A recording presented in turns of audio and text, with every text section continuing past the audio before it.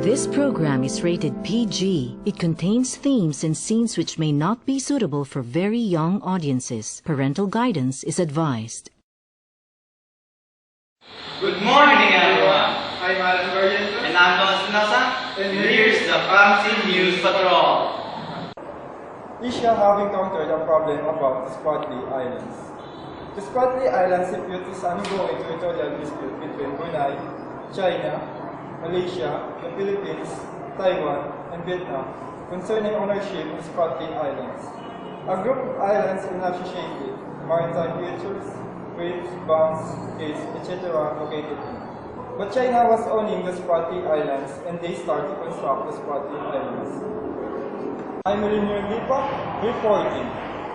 China recently deployed 2 artillery pieces on one of its artificial islands in the South China Sea, an unprecedented move that suggests Beijing is trying to extend its military reach in the contested waters. American officials said that the equipment more recently has either been removed or purposely obscured from view by the Chinese. It was unclear how or why the equipment was no longer visible. The 2 motorized artillery pieces were spotted on a man-made feature about a month ago in the Spratly region, supporting the American suspicions that Beijing has been building up reefs for military purposes. We can confirm we have identified some weapons on one of these reclaimed Chinese islands, a Pentagon spokesman told reporters. The militarization of these islands is something we're opposed to.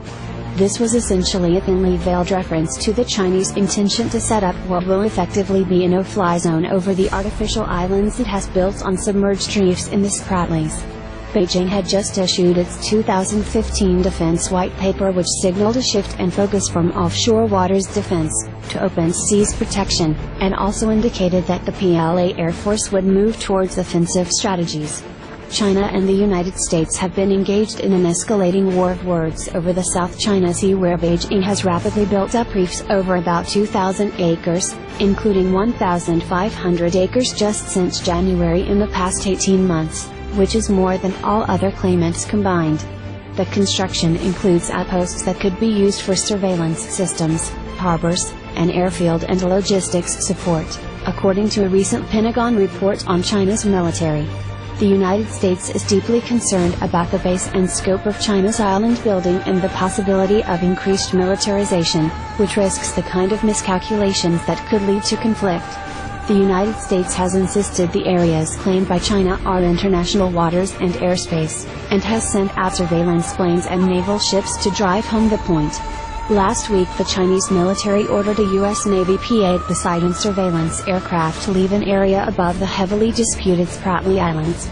But the American plane ignored the demand and stated it was flying in what U.S. officials deemed to be international airspace. Defense Secretary Ashton B. Carter called this week for China to halt the construction, saying that international law did not recognize Chinese claims of sovereignty over the new territories and that American warships and military aircraft would continue to operate in the area. He reiterated those assertions in a speech Saturday morning in Singapore at the Shangri-La Dialogue, an annual security conference that brings together most Asian countries and many other powers outside the region. We all know that turning an underwater rock into an airfield simply does not afford the rights of sovereignty, Mr. Carter said.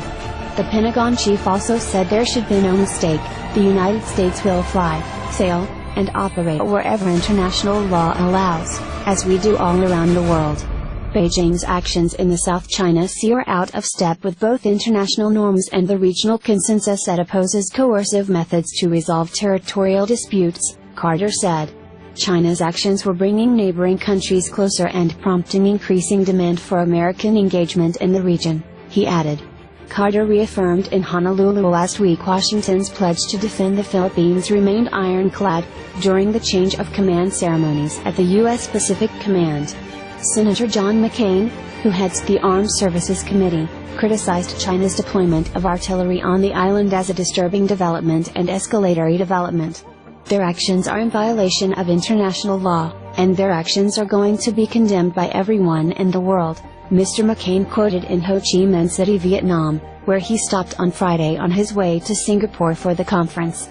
At last year's Shangri-La Dialogue, Chuck Hagel, Mr. Carter's predecessor, said that China was engaged in destabilizing, unilateral actions asserting its claims in the South China Sea.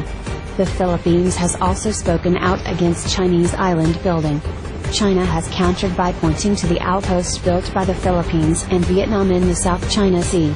But analysts say that the two nations did not build islands, and in any case their structures were generally built before 2002, when China and 9 Southeast Asian nations signed a non-binding agreement to exercise self-restraint in the conduct of activities and to refrain from trying to inhabit any land features that were uninhabited at that time.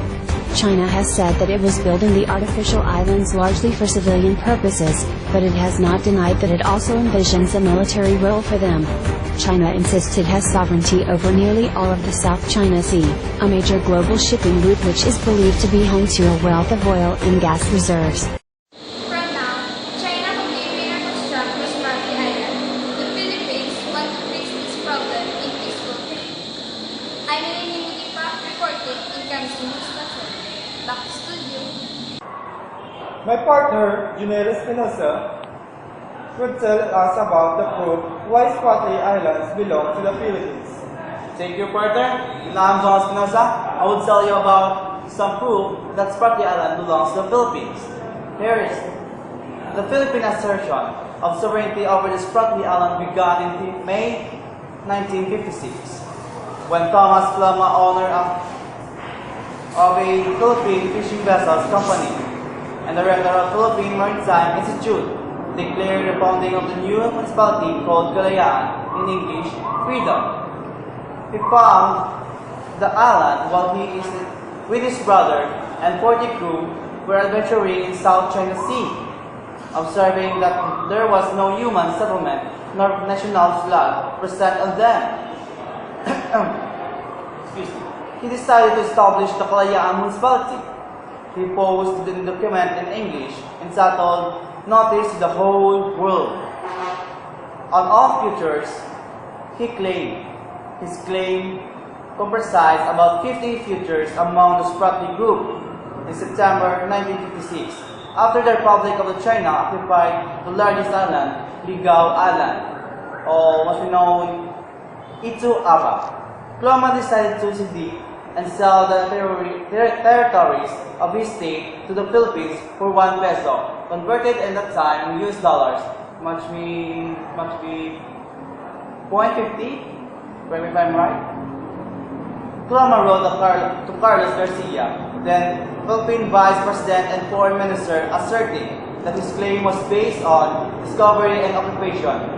Garcia replied that judging from the point of occupation and proximity, there were no reason for this island and reef not to be under Philippine jurisdiction. The Philippine government incorporated the Kalayaan Group into Palawan as a municipality in April 17, 1972, and claimed in 1974 that its location rendered it strategically important to the Philippine national security. In 1978, the Philippine Presidential Decree No. 1599 was based on the fact that Kalayaan is within the Philippine 200-mile exclusive economic zone, known EEZ. The Philippine claim extends over an area of 70,150 square meters. That means, partner, Yes? the Spratly Islands belong to the Philippines. But why is it until now China claiming the Spratly Island, partner? How can we defend Spratly against China? And that's a big question, partner. That until now, no one knows who really owns the Spratly Island. That's the big question. And that's That's all all for for today. today. Thank you.